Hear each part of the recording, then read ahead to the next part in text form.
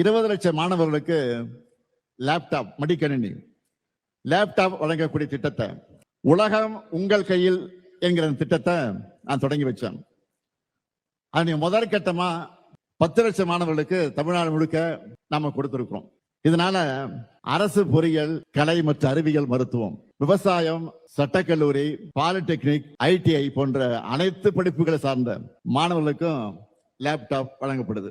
Del, Acer, HP போன்ற உலக தரமான கம்பெனிகளோட லேப்டாப்பை தான் நம்ம மாணவர்களுடைய கைகளில் நம்ம கொடுத்திருக்கிறோம். நீங்க நல்லா படிங்க, மற்ற எல்லாத்தையும் நான் பார்த்துக்கிறேன்னு உலக உங்கள் கையில நான் சொல்லி இருக்கேன், நிகழ்ச்சியில சொல்லி இருக்கிறேன். ஆனா கடந்த ஆட்சியில இந்த திட்டத்துடைய நிலைமை என்ன?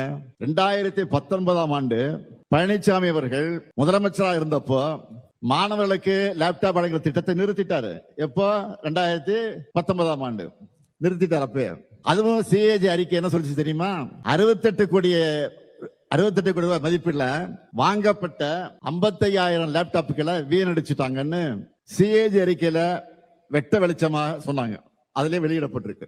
இது பத்தி மாண்புமிகு எதிர்க்கட்சி தலைவர் பழனிசாமி அவர்களுக்கு ஏதாவது சந்தேகம் இருந்தா 2023ஆம் ஆண்டு ஏப்ரல் மாதம் தமிழ்நாடு சட்டமன்றத்தில் தாக்கல் செய்யப்பட்டிருக்கிற அறிக்கை எடுத்து நீங்க பார்க்கலாம்.